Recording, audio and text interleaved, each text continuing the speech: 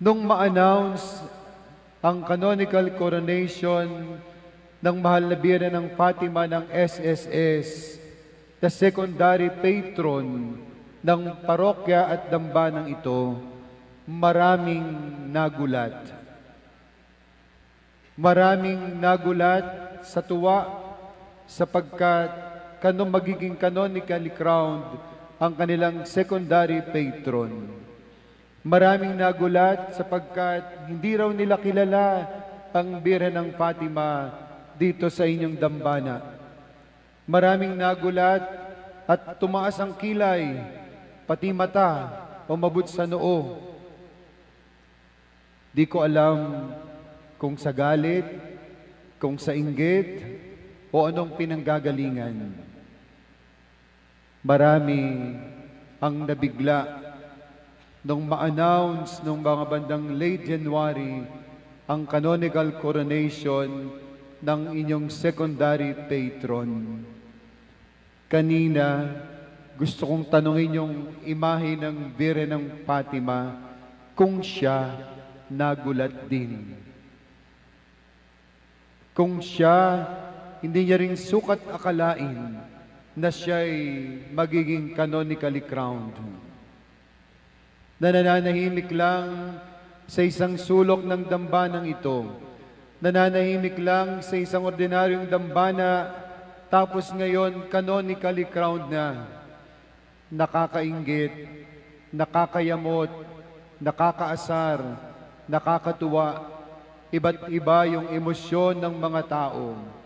Ang sabi pa ng iba, bakit siya? Bakit siya kokoronahan? Bakit yung imahe na yan? Bakit hindi? Naalala niyo ba yung ebanghelyo nang batiin ng anghel ng Panginoon ang mahal na Birhen? Hindi ba siya isang ordinaryong dalaga? Hindi ba siya isang ordinaryong babae na nasa sulok lang ng bahagi ng mundo, na hindi kilala, na ordinaryo lang? Kahit nga si Maria, nagulat din nung sabihin sa kanya na siya'y magiging ina ng Diyos, na siya'y maglalalalang ng isang sanggol, at ito'y tatawaging Emmanuel. Ito'y anak ng kataas-taasan. Hindi ba nagulat din siya? At hindi niya rin sukat akalain na ibigay sa kanya yung napakalaking biyayang yon, yung napakalaking pagpapalang yon, na siya'y magiging ina ng Diyos. Di kaya ang Birhen ng Fatima sa dambanang ito nagulat din. Kaya sa mga nagulat, pantay-pantay na tayo kasama ang mahal na Birhen. Palakpakan naman natin ang Birhen ng Fatima.